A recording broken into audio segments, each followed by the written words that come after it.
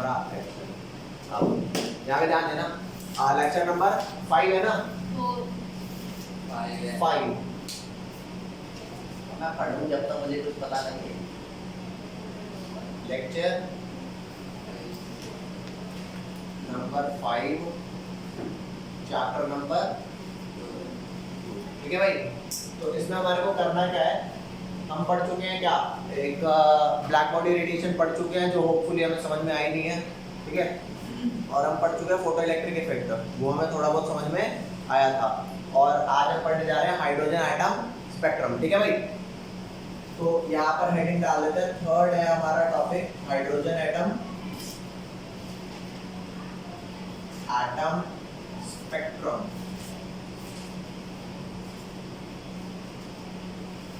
ठीक है भाई, यहाँ ध्यान देना, सबसे पहले लिखने से पहले आप देखने पर फोकस करोगे, ठीक है, समझने पर। यहाँ पर आपको दे रहा हूँ मैं क्या, एक आपको पता है कि बोहर का जो मॉडल था, क्योंकि हम पहले से ही पढ़ चुके हैं बोहर मॉडल, 9वीं क्लास में थोड़ा बहुत तो पढ़ ही चुके हैं। तो जो हमारा बोहर मॉडल है उसमें हमने देखा था सेंटर में क्या होता है, हमारा न्यूक्लियस होता है, न्यूक्लियस होता है। उसके बाद हमारी क्या होती है, के शेल होती है, ठीक है। फिर कौन सी शेल होती है, एल होती है, एंड देन कौन सी होती है, एम, और उसके बाद क्या होती है, एन होती है। तुम्हें पता है बोहर ने कुछ बातें ऐसी बोली थी जो रदरफोर्ड नहीं बोल पाए थे, ठीक है। अब यहाँ पर ध्यान देना, जो कोई भी इलेक्ट्रॉन है, रदरफोर्ड ने कहाँ पे बस गलती कर दी थी, जो मैक्सवेल का जवाब नहीं दे पाए थे। रदरफोर्ड का जो इलेक्ट्रॉन था वो धीरे धीरे इलेक्ट्रॉन एनर्जी अपनी लूज करता करता न्यूक्लियस में गिर रहा था। क्यों गिर रहा था, क्योंकि जो इलेक्ट्रॉन था वो एक्सेलरेटेड था। क्या था भाई, सर्कुलर मोशन में है, तो डायरेक्शन चेंज हो रही है, डायरेक्शन चेंज हो रही है तो क्या हो रहा है, हाँ, वेलोसिटी चेंज हो रही है, और वेलोसिटी चेंज होने से एक्सेलरेशन है। एक्सेलरेशन में क्या था, चार्ज पार्टिकल जो है वो एक्सेलरेशन में एनर्जी लूज करता है, ऐसा मैक्सवेल ने बोला था, ठीक है। तो बोहर ने कुछ एक्सपेरिमेंट किए और उन एक्सपेरिमेंट के बेस पे एंड में ये कह दिया मैक्सवेल भैया आप हो गलत आदमी, ठीक है, आपकी थ्योरी हमारे इलेक्ट्रॉन पर नहीं लगती, अब जाओ प्रूफ करो कि ये लगती है। मैं तो कह रहा हूं नहीं लगती, ठीक है। वो कहेगा भाई ऐसा क्या बात है तुम्हारे इलेक्ट्रॉन में नहीं लगती, कहता वो मुझे नहीं पता, मैंने कह दिया नहीं लगती, और मैं कुछ बेसिक दे रहा हूं जिससे ये पता लगेगा कि हाँ भाई इलेक्ट्रॉन ऐसे ऐसे घूमते घूमते न्यूक्लियस में फॉल नहीं करेगा। हमको ये बात पहले से ही पता है कि बोहर के मॉडल में न्यूक्लियस था सेंटर में, उसके बाद के शेल थी, एल शेल थी, एम थी और एन थी। तो बोहर के ना कुछ पोस्टुलेट थे, क्या थे बोहर के कुछ पोस्टुलेट थे, वो पोस्टुलेट एक एक करके समझा रहा हूँ। वो क्या आपके पास ला। तो इस पोस्टुलेट में बच्चों सबसे पहला पोस्टुलेट आपको समझा दूं, पहले क्या करता हूं एक एक करके पोस्टुलेट ना समझा देता हूं और उसके बाद फिर पोस्टुलेट आपको लिखवा दूंगा, फिर अपना ये वाला मामला डन हो जाएगा। बोहर वाला मामला डन, मतलब मान कर ये चलना 50-60% चैप्टर आपका डन हो गया। भाई बोहर ने सबसे पहला काम क्या बोला था, याद देना, उन्होंने बोला कि इलेक्ट्रॉन जिस शेल में घूम रहा है ना वो उसी शेल में घूमता रहेगा, ठीक है, और एनर्जी लूज नहीं करेगा। मैक्सवेल ने तो कहा था कि जो चार्ज पार्टिकल होता है अगर एक्सेलरेशन में है तो वो एनर्जी लूज करेगा। बोहर ने कहा सुन भाई ये इलेक्ट्रॉन अपनी मर्जी से एनर्जी नहीं लूज कर सकता, आपकी जो थ्योरी है वो किसी और पार्टिकल्स पर लगती होगी, इलेक्ट्रॉन और छोटे छोटे पार्टिकल पर नहीं लगती। कोटा फैक्ट्री देखा है? कोटा फैक्ट्री किसने देखा है? नहीं देखा।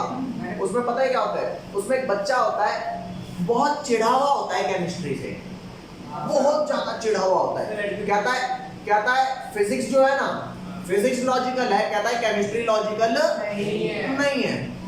कहता है एक बात बताओ, अगर एक एप्पल है वो नीचे गिरेगा, अगर एप्पल को हम ड्रॉप करेंगे तो वो कहाँ जाएगा?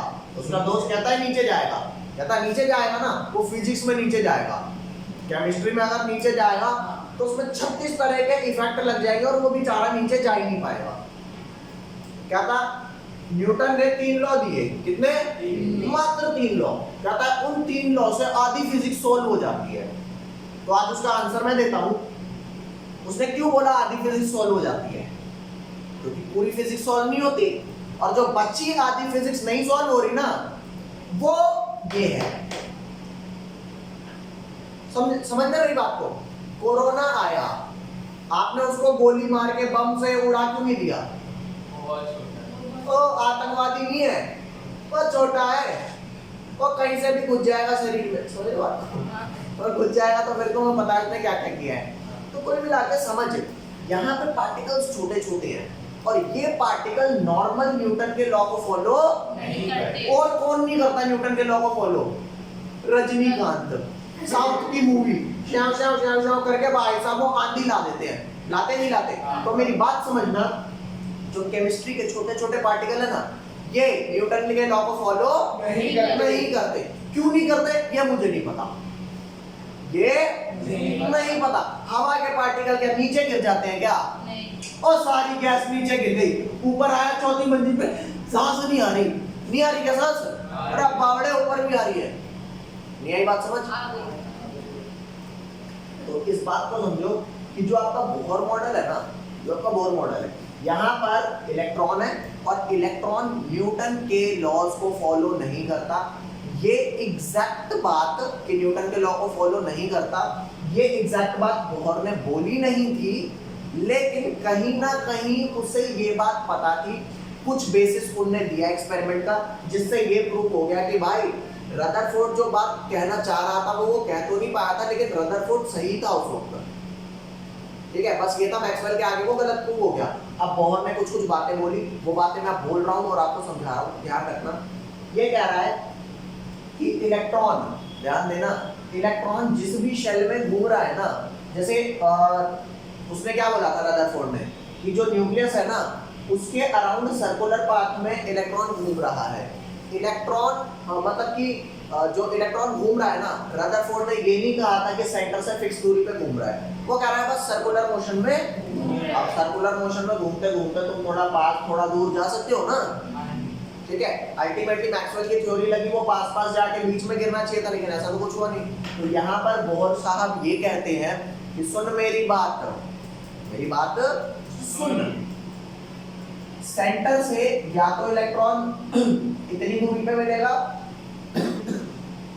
या तो इतनी दूरी पे मिलेगा, या तो इतनी दूरी पे, या इतनी दूरी पे। क्या तुम ऐसा कर सकते हो कि अभी मैं हूं तीसरी मंजिल पे, थोड़ा सा कूदा, आ गया 3.25 मंजिल पे, 3.5, 3.25, 4, ऐसे कर सकता हूँ क्या? ऐसा तो मारियो में भी नहीं होता, ऐसा नहीं होता ना। तो मेरी बात सुनना, या तो मेरे लिए ये फ्लोर अलाउड है तीसरा, या सीधा फ्लोर कौन सा अलाउड है? चौथा, या सीधा नीचे दूसरा। हवा में रह सकता हूँ क्या? प्लीज थोड़ा सा कूदूंगा, यहाँ रख लेना 5 मिनट के लिए, फिर तुरंत सांस लेकर फटाक से और कूदूंगा। ऐसा पॉसिबल है? ऐसा पॉसिबल है? तो उन्होंने कहा, मैंने आपको क्वांटाइजेशन ये बताया था, जो चीज डिसक्वांटिन्यूअस हो, इलेक्ट्रॉन का पाथ या तो k पॉसिबल है, या l पॉसिबल है, या m पॉसिबल है, बीच वाला पाथ पॉसिबल नहीं। अबे आप रास्ते में कहीं भी चलते हो क्या कि यार नीचे तो लग रहा है ट्रैफिक, थोड़ी सी गाड़ी को ऊपर उड़ाऊंगा और लेके मस्त जाऊंगा, ऐसा होता है क्या? अगर ऐसा होता तो फिर भाई साहब फिर तो दिक्कत ही क्या थी? बोलो, ट्रैफिक का तो पंगा नहीं रहता। तो यहाँ पर उन्होंने कहा सुन मेरी बात। अच्छा, ये बात प्रूफ कैसे करी? ये बात बहुत ज्यादा डिटेल में नहीं जाएंगे, तुम थोड़े बोर बनने वाले हो, इतना डिटेल में नहीं जाएंगे, लेकिन फिर भी मैं आपको फैक्ट्स बता दूंगा, रूल्स बता दूंगा, और क्या बता दूंगा, कुछ फॉर्मूले बता दूंगा, जिनसे बहुत आसानी से हमारे क्वेश्चन हो पाएंगे, मैं थोड़ा बहुत उसे समझ भी पाऊंगा। यहाँ पर ध्यान दो, न्यूक्लियस से फिक्स इतनी दूरी पर क्या मिला? इलेक्ट्रॉन, या तो इतनी दूरी पर मिलेगा, इनके बीच में मिलने की कोई पॉसिबिलिटी नहीं है। तो पहला जो पोस्टुलेट था ना बोहर के मॉडल का, वो ये था कि इलेक्ट्रॉन जिस सर्कुलर पाथ में घूमता है ना, उस पाथ की एनर्जी फिक्स है, उस पाथ की एनर्जी फिक्स है, और while revolving in that path electron will not change it's energy change नहीं करेगा। मतलब जैसे सिंपल सी बात है, पानी की कोई अपनी शेप होती है क्या? नहीं, उसे जिस कंटेनर में रखो उसी की शेप ले लेता है। तो इलेक्ट्रॉन की अपनी कोई एनर्जी नहीं होती। हाँ, जिस शेल में घूम रहा है वो उसकी एनर्जी को एक्वायर कर लेगा। अगर मान लो कोई इलेक्ट्रॉन एल शेल में है मेरी बात सुनते जाना भाई, रटवा नहीं रहा। अगर तुम्हारे को लगे कि यहाँ पे दिक्कत आ रही है मेरे को बताना और पूछना। मैंने कहा आपको कि जो इलेक्ट्रॉन है वो एल शेल में घूम रहा है, तो उसके पास जो एनर्जी होगी वो एल शेल बराबर होगी। जो के में घूम रहा है उसके पास एनर्जी के बराबर होगी, जो एम में घूम रहा है उसकी एनर्जी एम के बराबर होगी। समझे बात? अब अगर इलेक्ट्रॉन का यार मेरा ना मन कर रहा है एन में जाने का, तो कहेगा अभी वो एन की एनर्जी बहुत ज्यादा है, वो कहेगा भाई भाई भाई प्लीज कहीं से मेरे को उतनी एनर्जी दे दो ना जितनी मेरे पास कम पड़ रही है एन में जाने के लिए। मान ले इसके पास एनर्जी 10 है और इसकी एनर्जी 40 है, तो कितनी एनर्जी चाहिए? 30। तो अगर मैंने एक पैकेट बना के फेंक के मारा एल वाले इलेक्ट्रॉन को, तो वो वाला पैकेट अपनी एनर्जी ट्रांसफर किसमें कर देगा? एल वाले इलेक्ट्रॉन में ट्रांसफर कर देगा, और 10 प्लस 30 मिलके कितने हो जाएंगे? ओह सीधा 40। अगर तुमने 30 की जगह 25 फेंक के मारा ना, तो 10 प्लस 25 35 हुआ, तो 35 में कोई है क्या जगह? बेटे या तो तू 10 के बाद ये मान लो 30 है और ये मान लो 40 है, तो या तो तेरे को 20 वाला फेंक के मार दे तू 30 वाले में आ जाएगा, या तेरे को 30 वाला फेंक के मार दे तू 40 वाले में आ जाएगा। क्या फेंक के मार दूं?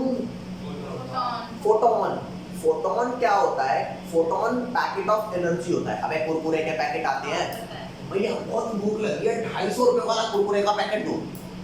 नहीं भैया आज भूख नहीं लगी यार 5 वाला ही दे दो, नहीं भी दोगे तो चलेगा। समझे बात? तो कुरकुरे के पैकेट में फिक्स कुरकुरे होते हैं ना, ये तो नहीं कि 10 वाला दिया था मिल गए 5000 रुपए के, तो कह रहा मजे आ गए, ऐसा तो नहीं होता ना। तो फोटोन क्या होता है? फोटोन एक पैकेट होता है जिसमें एनर्जी होती है। मैंने आपको पहले एक चीज बता रखी है, मान लो यहाँ पे आपकी गोटी रखी है कैरम बोर्ड की, और आपने यहाँ से स्ट्राइकर फेंक के मारा। कई बार हम कुछ ऐसे शॉट मारते हैं ना कि हमने स्ट्राइकर मारा, स्ट्राइकर इधर रुक गया और वो गोटी सट आगे जाके, समझिए बात? अरे बोलो। तो जो स्ट्राइकर की काइनेटिक एनर्जी थी वो गोटी में चली गई और जो स्ट्राइकर था वो रुक गया।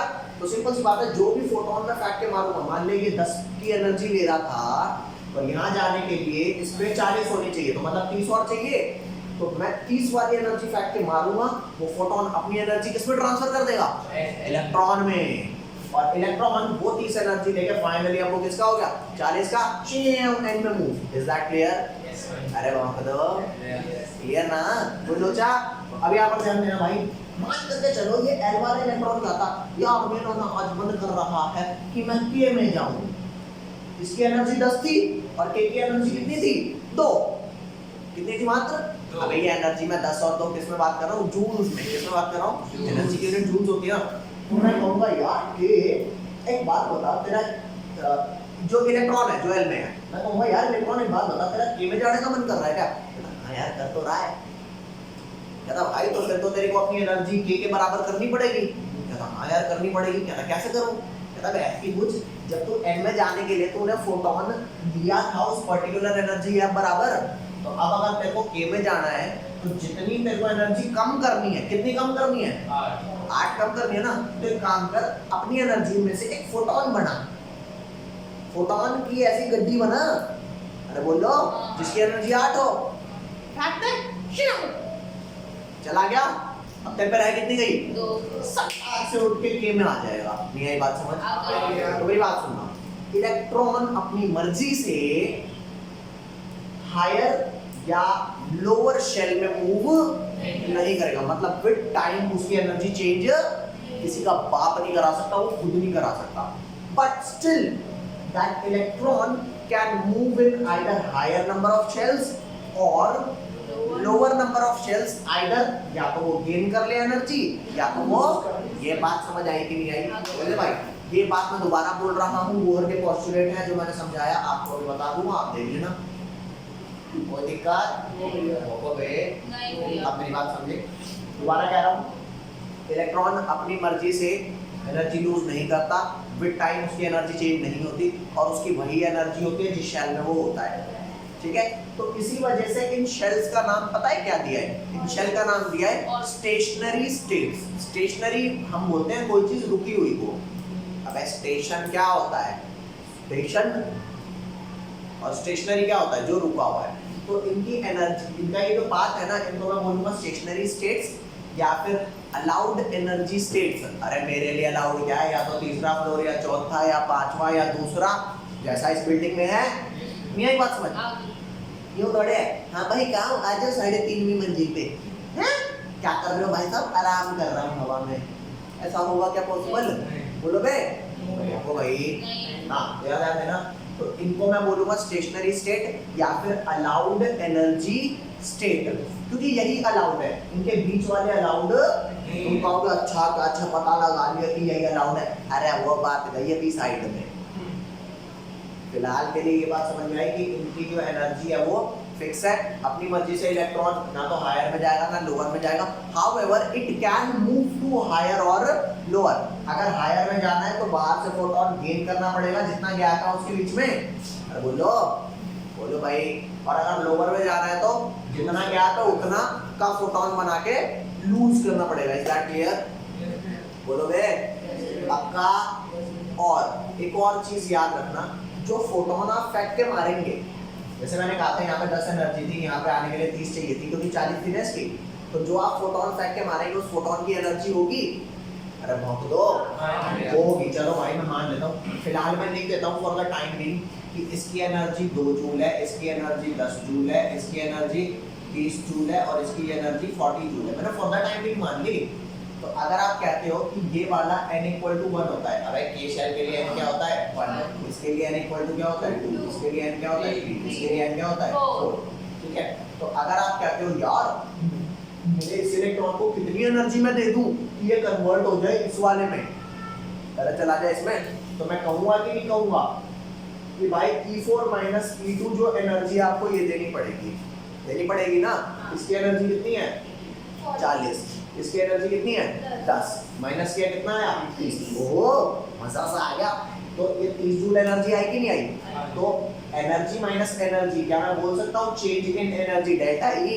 अरे डेल्टा का मतलब होता है चेंज। तो डेल्टा ई की वैल्यू कितनी आई 30, डेल्टा ई की वैल्यू कितनी आई 30। अरे है तो ये भी एनर्जी ना। तो ये डेल्टा ई क्या उसी फार्मूले के बराबर नहीं हो जाएगी h nu? अबे मैंने since I have told you energy is equal to h nu, ये भी तो एनर्जी ही है। तो इस डेल्टा ई को अगर मैं डिवाइड कर दूंगा h से तो क्या मुझे न्यू मिलेगा नहीं क्या? अरे बको भाई हां। तो आप जो फोटोन फेंक रहे हैं ना उसकी कुछ फ्रीक्वेंसी होगी। ये ही बात समझ आ गई? मैंने आपको लास्ट क्लास में क्वेश्चन कराए थे। न्यू आपका क्या होता है? न्यू आपका होता है c/λ। तो बहस की कुछ, अगर उस फोटोन की फ्रीक्वेंसी है तो उसका लैम्डा भी होगा, वेवलेंथ होगी ना। और 1/, वेवलेंथ क्या होती है वेव नंबर, तो उसका वेव नंबर भी मानते हो कि नहीं मानते? समझ आया? बनाइयो फटाक से लेके उसके बाद आगे करा रहा हूँ। चलो भाई ये वाला समझ में आ गया ना आपको?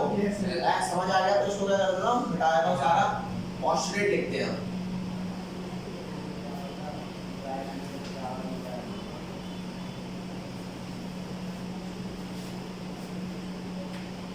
तो यहाँ पे हम आ जाते हैं कहाँ? देखो भाई पोस्टुलेट ऑफ क्या बोहर्स मॉडल। ठीक है भाई, पोस्टुलेट नंबर 1 क्या याद देना?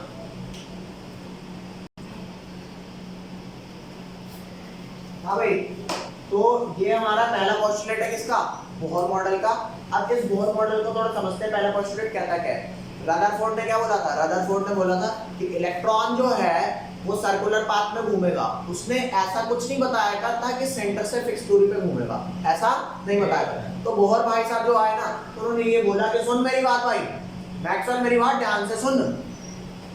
जो इलेक्ट्रॉन है ना, the electron in the hydrogen atom, जो हाइड्रोजन एटम का इलेक्ट्रॉन है, can move around the nucleus in circular path of fix radius. क्या क्या फिक्स है उसका? रेडियस भी फिक्स है। तुम्हारे कहने से वो आर ई पास ऐसे नहीं आता रहेगा। उसका रेडियस क्या है सेंटर से? Fix. No one can change that. तो the electron in the hydrogen atom can move around the nucleus in a circular path of fixed radius and fixed energy. याद रखना इन पाथ को, these paths are called orbits तो हम सब जानते हैं, shell भी हम जानते हैं, और दो नाम सुनो, स्टेशनरी स्टेट्स, स्टेशनरी का मतलब क्या होता है, रुका हुआ, जिनकी एनर्जी रुक गई हो, मतलब वो चेंज नहीं हो सकती हो, और allowed energy states. Why these are called allowed? क्योंकि जो इलेक्ट्रॉन आपका घूमेगा ऐसे, ये आपका है क्या बोलते हैं, ये न्यूक्लियस है ना जी, तो इसके अराउंड के शेल है, इसके अराउंड क्या है, एल शेल है, तो इनकी एनर्जी फिक्स है, इनका सेंटर से रेडियस भी फिक्स है ना, इतनी दूर, और ये बीच वाले पार्ट है ना, ये जो बीच वाले खाली पार्ट है, यहाँ पे इलेक्ट्रॉन नहीं। तो यही अलाउड एनर्जी स्टेट है। जैसे हमारे लिए अलाउड एनर्जी स्टेट क्या है, जहाँ लेंटर डला हो, जहाँ रोड डली हो, वहाँ चल सकते हैं, इवन पानी पे भी नहीं चल सकते, ऐसे चल सकते हैं क्या भाई, मैं तो मून वॉक भी कर सकता हूँ, अरे नहीं कर सकता भाई, चलना तो दूर की बात, तो उसमें कुछ भी नहीं कर सकता सिवाय तैरने के, है ना।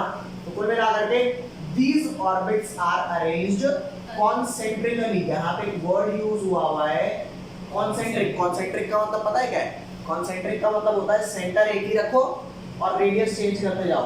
अगर ये रेडियस है तो सेंटर आपका ये होगा, अगर ये रेडियस है तो आपका सर्कल कुछ इतना बड़ा होगा, और अगर कुछ और रेडियस है तो सर्कल आपका, सबका सेंटर सेम है ना जी, तो इन सर्कल्स को मैं क्या बोलूंगा, कॉन्सेंट्रिक सर्कल। तो ये जो ऑर्बिट्स है ना, ये अरेंज्ड है कॉन्सेंट्रिकली अराउंड द न्यूक्लियस। तो यहाँ तक आपको समझ में आया?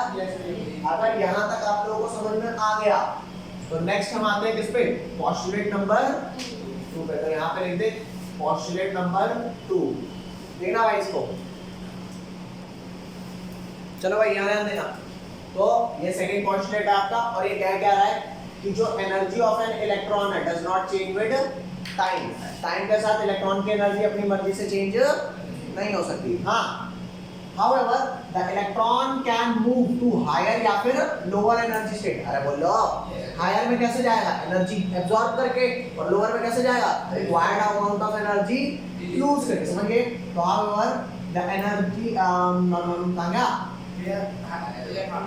however एक हो गया यार, however the electron can move to higher or lower energy state when required amount of energy is absorbed or emitted। अरे बोलो, the energy change does not take place in a continuous manner का आपको ना मतलब समझाता हूँ। जब आप स्कूटर चलाते हो तो ऐसे स्कूटर चलता है क्या, रन रन रन,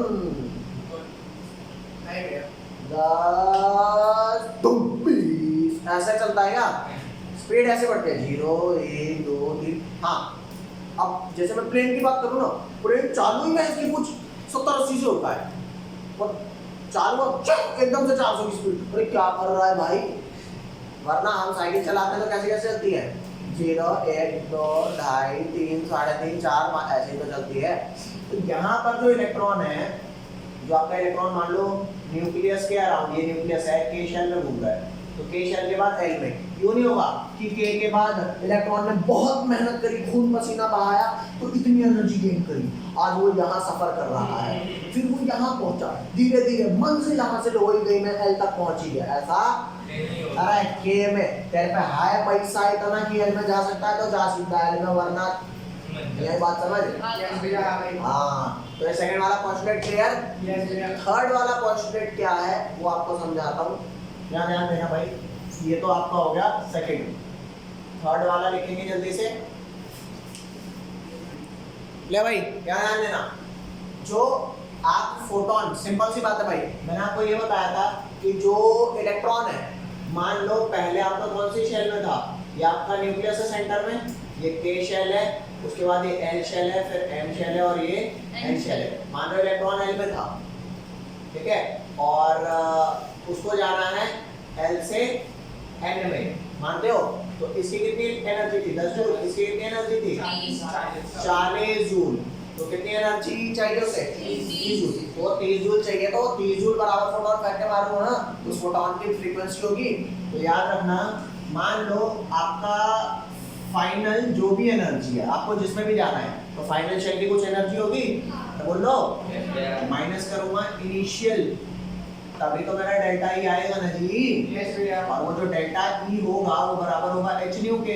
तो उस डेल्टा ई को जब मैं डिवाइड करूंगा एच से तो फ्रीक्वेंसी नहीं आ जाएगी। बोलो फटाफट लिखो। उसके बाद लास्ट में चौथा तब करवाऊंगा जब ये सारा मिटा दूंगा, क्योंकि ये चौथे वाला बहुत इंपॉर्टेंट है। जल्दी लिखो इसे। चलो भाई ये समझ में आ गया। तीन पोस्टलेट आपके हो चुके हैं, मिटा दो ना ये। यस। पक्का आओ तो फिर ये वाला मिटा देते हैं।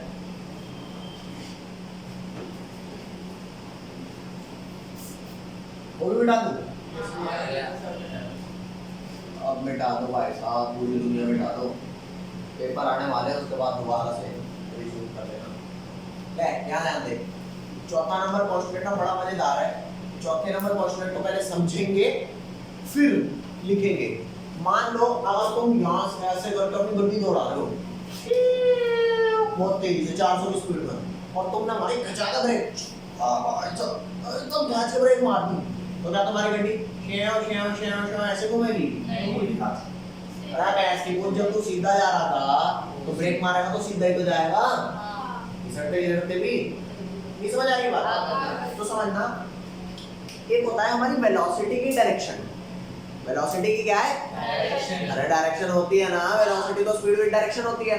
तो अगर तू इस डायरेक्शन में मूव कर रहा है तो तेरा जो वेलोसिटी, जैसे मान करके चल वेलोसिटी को अगर मैं मास में मल्टीप्लाई कर दूं तो हमारे को मिलता है मोमेंटम। क्या मिलता है? मोमेंटम। फैंटम नहीं, मोमेंटम। वेलोसिटी ज्यादा होगा मास कम होगा तो भी मोमेंटम ज्यादा, मास ज्यादा वेलोसिटी कम तो भी मोमेंटम ज्यादा, वेलोसिटी ज्यादा मास भी ज्यादा, वेलोसिटी कम मास कम तो मोमेंटम ज्यादा। जैसे छोटी सी गोली है, गोली 2-3 mm की गोली, बंदूक वाली गोली, तो किसी वजह से बैठ के मारो कुछ होगा? कुछ होगा? क्यों नहीं होगा? वेलोसिटी नहीं है। वही गन से फायर करी तो क्या होगा? और फिर भी नहीं पता क्या होगा।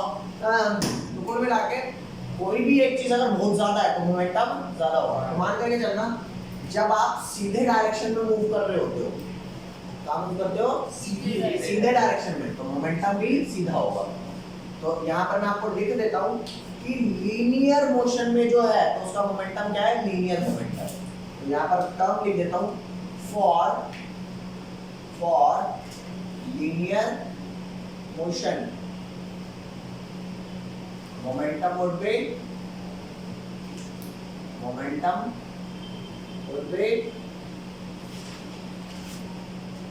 linear, that is linear momentum होगा linear momentum। यहाँ तक कोई लोचा बोल बे? लेकिन जब वही चीज लीनियर ना मूव करके सर्कुलर में मूव करेगी तो उस मोमेंटम को क्या बोलेंगे? सर्कुलर मोमेंटम नहीं बोलेंगे, एंगुलर मोमेंटम। क्या बोलेंगे? एंगुलर। समझ आया? ध्यान आते कोई चीज सीधी मूव कर रही थी लीनियर मोशन, तो मोमेंटम को क्या बोला? Linear momentum. Linear momentum. अब कोई चीज सर्कल में मूव कर रही है, कैसे?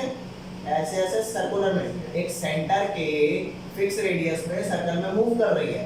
अरे बोलो, तो वही mass into velocity about a fix radius हो गई। अरे बोल दो।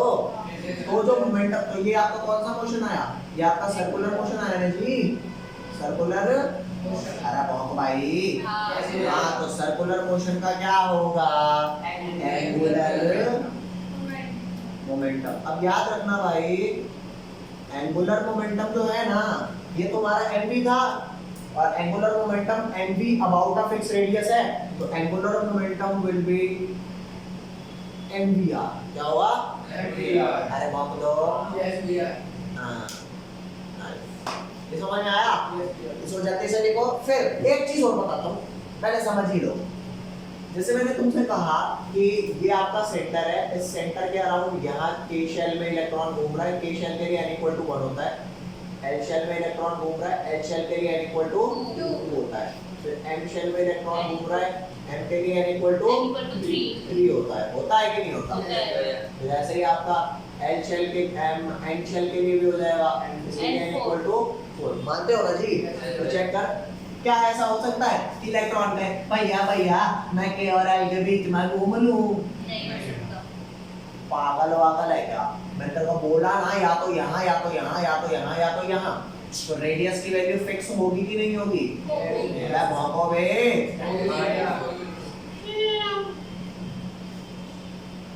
फिक्स होगी ना जी?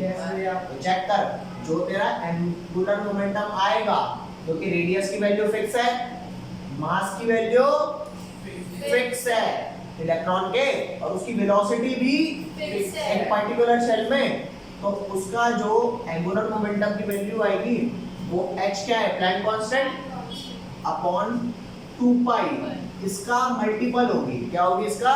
मल्टीपल। अरे जैसे 3 के टेबल में 3 1 जा 3, 3 2 जा 6, तो 2 into 3 हो गया ना, 3 3 जा 9, 3 4 जा 12 होता है ना। तो वैसे ही कह रहा है MVR की जो वैल्यू है ना वो कुछ भी एग्जिस्ट नहीं करती। अगर वो फर्स्ट शेल में मूव कर रहा है तो उसकी वैल्यू हो जाएगी 1h/2 पाई। अगर सेकंड शेल में मूव कर रहा है तो 2h/2 पाई, 3 में मूव कर रहा है तो 3h/2 पाई। तो सोच करके देखना h/2 पाई के मल्टीपल नहीं आने लग गए? h/2 पाई बन जाए h/2 पाई, h/2 पाई 2 जा 2h/2 पाई, h/2 पाई 3 जा 3h/2 पाई। अरे टेबल नहीं बढ़ गया क्या? Yes. मैं कह सकता हूँ ना कि ये जो वैल्यू आ रही है ये एंगुलर मोमेंटम की तो है, Yes. ये फर्स्ट शेल की, सेकंड शेल की, थर्ड शेल की, तो सारी चेक करके h/2 पाई का मल्टीपल नहीं है क्या? अरे भोको। Yes. तो इसी पोस्टुलेट को मैं फाइनली ये लिख दूंगा कि जो MVR एंगुलर मोमेंटम है of the electron revolving around the shell, वो क्या होगा? वो इंटीग्रल मल्टीपल होगा n का। नहीं सॉरी, इंटीग्रल मल्टीपल किसका होगा? h/2 हो गया ना, MVR =NH/2 पाई। अरे भोको, Yes, ये भैया। बात समझ। Where n can have value, where n is equal to 1, 0 नहीं हो सकती। क्यों? ये मामला है, 0 तो सही नहीं है। ये बात समझ। अभी बात सुन, n की वैल्यू अलाउड कौन सी है? 1 2 3 ऑनवर्ड्स। समझा क्या नाम दे? वैसे कहने को अगर तू n की वैल्यू 0 डाल दे तो MVR क्या हो जाएगा? 0। मतलब वेलोसिटी क्या हो गई भाई? मास 0 हो नहीं सकता, ठीक है? तो या तो रेडियस 0 है, वेलोसिटी 0 है।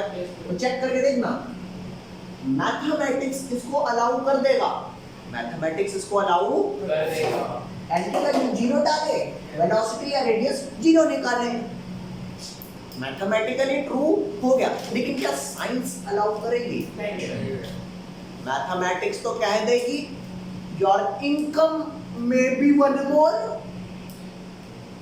मेहनत करो कमाओ। समझे या नहीं समझे? इनकम 1 मोल 2 मोल 4 मोल, तेरे बाप का कुछ जा ही नहीं रहा, मोल पे मोल चढ़ाया जा रहा है।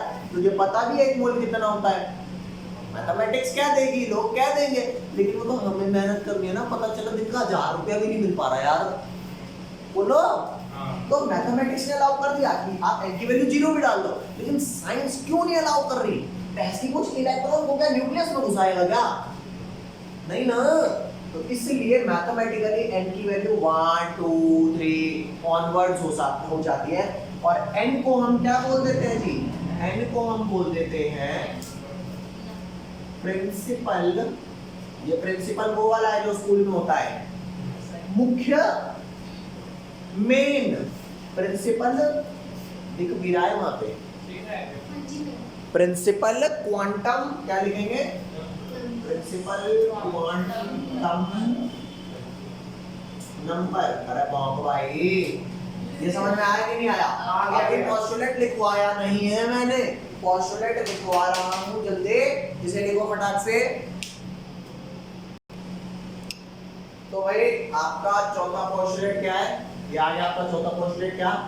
कि जो एंगुलर मोमेंटम है ना इलेक्ट्रॉन का रिवॉल्विंग अराउंड न्यूक्लियस, वो क्वांटाइज्ड है। क्वांटाइज्ड का मतलब क्या होता है? नॉन क्वांटिनियस। नॉन क्वांटिनियस मतलब कोई भी वैल्यू नहीं हो सकती, है ना। और एंगुलर मोमेंटम जो है इलेक्ट्रॉन का इंटीग्रल मल्टीपल है किसका?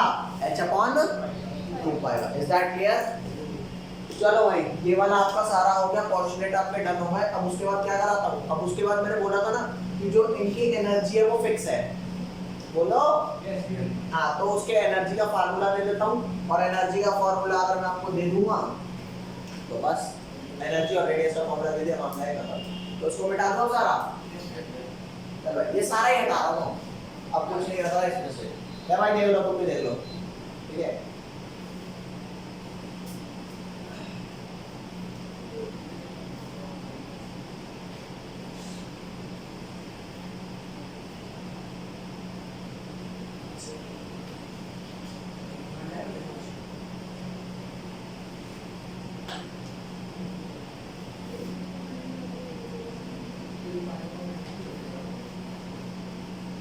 आया भाई, तो लिखो एनर्जी ऑफ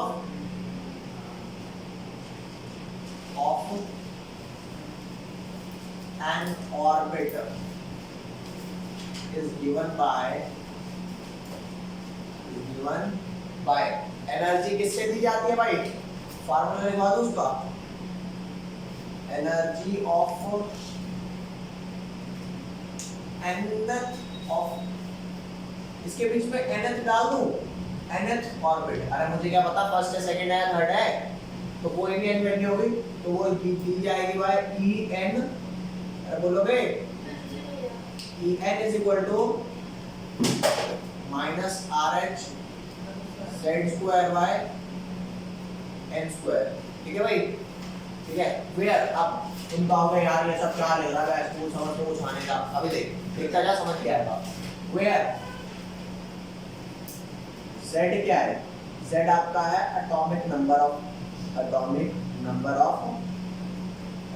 जो भी एटम है, ठीक है। N क्या है, N आपका है प्रिंसिपल क्वांटम नंबर, फटाफट लिख प्रिंसिपल क्वांटम नंबर को पूरा लिखूं, क्वांटम नंबर को अब मैं Q नंबर लिखा करूंगा। नेक्स्ट आ जाओ, RH क्या है, RH का बड़ा मस्त नाम है, रिडबर्ग कांस्टेंट, रिडबर्ग कांस्टेंट। अब सारे बच्चे एक बात समझना, देखो चेक दो भाई, वैल्यू चेक भी दो कर दो। चल भाई, आप RH की वैल्यू बता दो। आपको मान करके चलो अगर एनर्जी की वैल्यू 10 जूल दे रखी है, सोचो ना भाई, इस बात को तसल्ली से समझ लो, RH की सारी वैल्यू समझ में आ जाएंगी। मान लो आपको एनर्जी की वैल्यू 10 जूल दे रखी है, तो आपको पता है एनर्जी hν के बराबर होती है। आपको ये भी पता होगा शायद h की वैल्यू 6.626 है into 10 की पावर -24। अरे मोहम्मद ये होती है ना, तो सोच करके देख, अगर वो जो 10 जूल एनर्जी है उसको डिवाइड कर दूंगा इस h की वैल्यू से, तो फ्रीक्वेंसी की टर्म्स नहीं आ जाएगी। अरे बोलो भाई, एक बंदे से पूछा ना आप कितना कमाते हो, कहता यार देख इनकम तो बताते नहीं हम लड़के अपनी, बस तू इतना समझ ले मैं हर महीने ना एक होंडा सिटी खरीद सकता हूँ। क्या 15 लाख की गाड़ी खरीद सकता हर महीने, इनकम हुई नहीं हुई बढ़िया, कह रहा यार मैं तो बस एक पैटीज खरीद सकता हूँ। कौन सी वाली, पनीर वाली, तेरी इनकम कुछ खास नहीं है, समझे बात। तो एनर्जी या तो आप जूल्स में बता दो, अरे बोला या तो जूल्स में जो एनर्जी है उसे h से डिवाइड कर दो, तो फ्रीक्वेंसी की कुछ वैल्यू आएगी ना, या तो फ्रीक्वेंसी की टर्म्स बता दो। अरे नहीं आई बात समझ, अरे बहुत दो। या फिर जो एनर्जी आपकी 10 जूल है, वो एनर्जी आप क्या लिख सकते हो, 10 जूल जो है वो आप hc/λ लिख सकते हो, नहीं लिख सकते, वहां दे लिख सकते हो ना। तो अगर मैं hc से डिवाइड कर दूं, भाई h की वैल्यू आपको मिल गई, c की वैल्यू क्या होती है 3 × 10 की पावर 8 मीटर पर सेकंड, तो 10 को आप डिवाइड कर दो ये hc की वैल्यू से, तो 1/λ आएगा नहीं आएगा। सच्ची बता दे 1/λ क्या होता है तेरा, 1/λ तेरा जो है 10/hc, ये आपका होता है वेव नंबर का दो। अबे 1/λ वेव नंबर ही तो होता है, नहीं आई बात समझ। तो जो आपका 10 जूल था वो फ्रीक्वेंसी टर्म्स में भी आप निकाल पाए, वेव नंबर की टर्म्स में भी निकाल पाए कि नहीं निकाल पाए, मौको जोर से मौको जरा निकाल पाएंगे, हाँ निकाल पाएंगे ना। अब एक चीज और, जो तूने 10वीं कक्षा में पढ़ी है। 10वीं कक्षा में इलेक्ट्रिसिटी चैप्टर पढ़ा था? हे, मैंने तो नहीं पढ़ा था, ले पढ़ ले। ध्यान आते work done per unit charge potential difference हुआ करता था। यस भैया। अरे रात को आने नहीं लेकिन याद भैया तो क्या ही देता। इलेक्ट्रिसिटी चैप्टर में हमने एक पढ़ा था current is equal to charge upon time, बात 10th क्लास में पढ़ी थी। फिर उसके बाद पोटेंशियल डिफरेंस जैसे ही पढ़ाया, मेरे को पढ़ाया potential difference work done per unit charge होता है। And you guys know very well कि वर्क डन की यूनिट होती है जूल और चार्ज की यूनिट होती है कूलम। जूल को कूलम मतलब 4 से डिवाइड किया तो V वोल्ट में आंसर आता है कि नहीं आता? यस भैया। वहां तो भाई यस भैया। बोल दे। अरे ध्यान कुछ समझ में। वोल्ट में आएगा, Yes. चेक करके देख। जो तेरी एनर्जी 10 जूल है, जो तेरी एनर्जी 10 जूल है, अगर उसको चार्ज से मल्टीप्लाई कर दो, इलेक्ट्रॉन का चार्ज से मल्टीप्लाई, इलेक्ट्रॉन का चार्ज क्या होता है भाई? इलेक्ट्रॉन चार्ज क्या होता है? वो होता है 1.6 into 10 के पावर -19 कूलम्ब। तो जो 10 जूल है उसको अगर मैं इलेक्ट्रॉन के चार्ज से मल्टीप्लाई कर डिवाइड कर दूंगा तो भी तो वोल्ट में आंसर आएगा कुछ। अरे बाप दे भाई, यस भैया। आएगा ना। तो वो जितना भी वोल्ट आएगा ना, मैं उसको इलेक्ट्रॉन वोल्ट लिख दूंगा। पता है क्यों इलेक्ट्रॉन वोल्ट लिखूंगा? ताकि ना मुझे पता लग जाए किसके चार्ज से डिवाइड किया था। किसके चार्ज से डिवाइड किया? हाँ, दैट्स व्हाई इलेक्ट्रॉन वोल्ट। ये बात समझ? मान ले गधे के चार्ज से डिवाइड कर देता तो गधा वोल्ट। ये बात समझ? तो बोल लो फटाफट इसे लिख पहले, फिर RH की डिफरेंट वैल्यूज बता रहा हूँ, जल्दी लिख ले।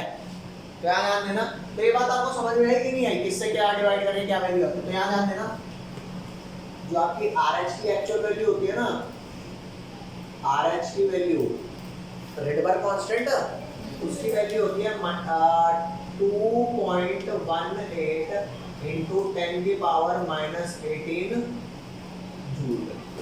ओके, रट लोगे? कांस्टेंट है यार, रट लेना। और जब इस जूल को मैं डिवाइड करूंगा इलेक्ट्रॉन के चार्ज से, वैल्यू आएगी ना वोल्ट में, डिवाइड कर देते से, तो RH को इसकी वैल्यू मान के चलो मैंने 2.18 into 10 की पावर -18 को डिवाइड कर दिया किससे? 1.6 into 10 की पावर -19, तो आंसर वोल्ट में आएगा। और उसे वोल्ट को क्या बोल दूंगा मैं? Electron volt. तो आंसर आता है 13.6 इलेक्ट्रॉन वोल्ट। कोई लोचा है यहाँ तक? अरे बाप दे, पक्का? ऐसे ही। अगर कोई तुमसे पूछे मेरी इनकम क्या है, मान ले मैं कमाता हूँ 70,000 रुपए, तो मैं कहूँगा जी मैंने $1,000 कमाता हूँ। कमा ले वैसे ही, कुछ डॉलर में कमाता है, कौन सी बड़ी बात हो गई? खर्चे का तो ऐसे ही बोलो। यहाँ आ जाओ। तो RH की वैल्यू 13.6 इलेक्ट्रॉन वोल्ट। अरे भैया जूल में आंसर चाहिए, जूल में डाल लेना वैल्यू, इलेक्ट्रॉन वोल्ट में चाहिए तो ये डाल लेना। ये बात समझ? नेक्स्ट आ जा। RH को अगर मैं, जो मेरी वैल्यू थी 2.18 into 10 की पावर -18, अगर इसको मैं H की वैल्यू से डिवाइड कर दूं, H की क्या वैल्यू है ना, तो फ्रीक्वेंसी के टर्म्स में आएगा नहीं आएगा? अरे बोल दे भाई, तो RH की वैल्यू फ्रीक्वेंसी के टर्म्स में आएगा। तो RH की वैल्यू फ्रीक्वेंसी के टर्म्स में क्या हो जाती है? इसकी भी फिक्स वैल्यू होगी, तो ये वैल्यू हो जाएगी 3.29 into 10 की पावर 15 हर्ट्ज। हर्ट्ज आपका क्या होता है? Second inverse. अरे बोल लो, ठीक है। और अगर HC से डिवाइड कर दूंगा तो वेव नंबर में आ जाएगा। तो RH की वैल्यू वेव नंबर में दो वैल्यूज याद रखनी है आपको। एक याद रखनी है 1096770 मीटर इनवर्स, और एक याद रखनी है सेंटीमीटर इनवर्स में RH की वैल्यू। इनको यूज करना मैं बताऊंगा। 1096770 सेंटीमीटर इनवर्स। इसको लिख लो फटाफट जल्दी से भाई। ध्यान देना है, दोनों जीरो हैं, ये वाले दोनों जीरो हैं, ये और ये, ठीक है भाई? जल्दी लिखो इसे। चलो भाई, यहाँ तक समझ में आ गया आप लोगों को? कोई लोचा है यहाँ तक? अगर यहाँ तक हो गया तो बाकी हम करेंगे अगली कक्षा में, ठीक है भाई? Okay, bye bye.